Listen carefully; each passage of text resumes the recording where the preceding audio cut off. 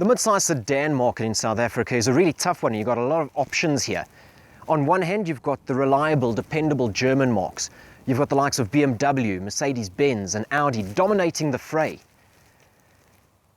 Now, the open-minded consumer may go a little further east for his kicks. He may just branch out really far east into the Japanese market. Then he's going to be looking at the Honda Accord, the Lexus IS, the Infiniti Q50 if the pockets are a little more flush. But what about Mazda? Didn't give that one any thought, did you? No, it slipped right under the radar. But why is that? Is it because it's less reliable, less dependable, not as luxurious? What is it? Well, in short, the answer is it's none of those. It's in fact a viable option for those that are looking to be unique, to drum to their own beat, those that actually refuse to play by the rules.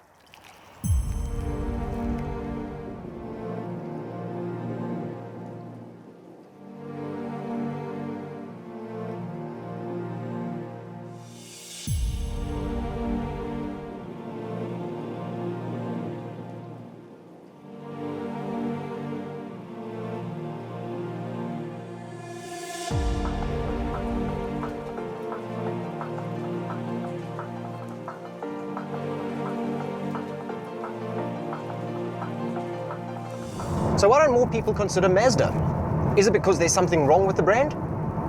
I don't think it is.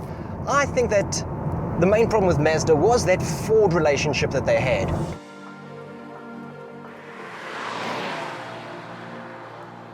Well, the good news is Ford and Mazda have split. The divorce papers have been signed and Mazda is free to do as they want. Now, there's been a facelift, there's been a tummy tuck, there's been some lipo, and things are really, really looking good.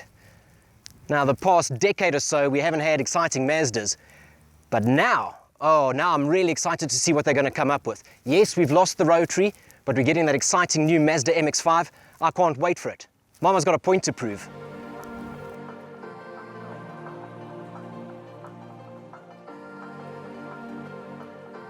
The biggest, most radical departure has to be the styling. I mean, just take a look at this. It is beautiful. This big, wide, open grille with chrome trimmings.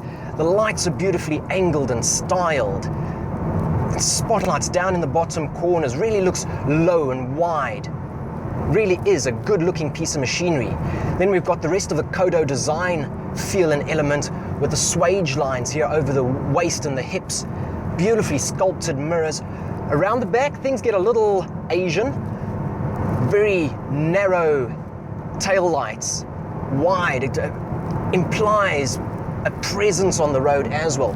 Chrome detailing down the sills of the doors and down across the back of the boot on the bumper. The interior is pretty good as well. Now, while if comparing it to the competition, the German marques, it does look a little bit dated. They say that there's a facelift on the way. Love to see what they're going to come up with there.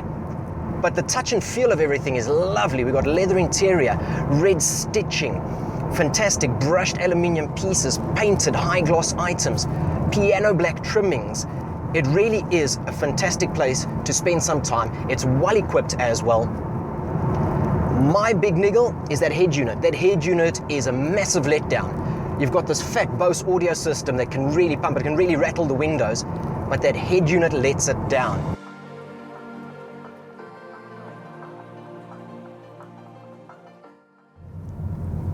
Then you have the motor. Mazda's 2.5 litre Skyactiv 4-cylinder. This is where Mazda loses me a little bit. This motor really has to be wrung to get all the power out of it. Now, they say it makes 138 kilowatts and 250 newton meters torque. Doesn't quite feel like that, but maybe that's the 90s purist in me that's expecting a nice 6-cylinder with its low-down torque in the top of the range Mazda6. This one here is the 2.5 individual, and I can't really blame the motor though. I don't think it's the motor's fault. I think it's the gearbox that lets it down. What we've got here is a 6-speed automatic transmission, but it is just a regular transmission.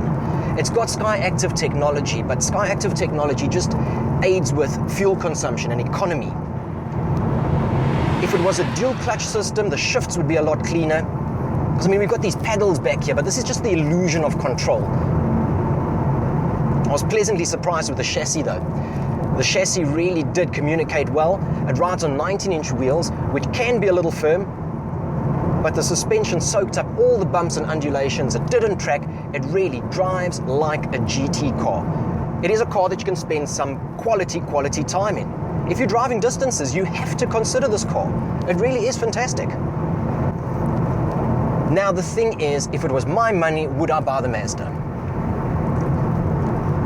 And this is a question that so many people are going to sit with.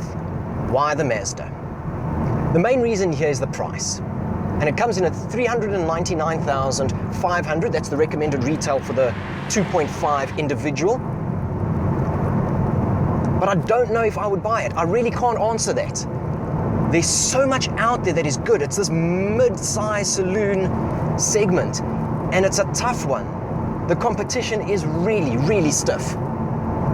I do like the way it drives. It's not going to leave you either side of the road. Then there's the addition that it comes with a 3-year unlimited kilometer warranty and service plan. Oh, that's fantastic. It really is. I highly doubt you're going to use it because, like I say, Mazda is dependable and trustworthy.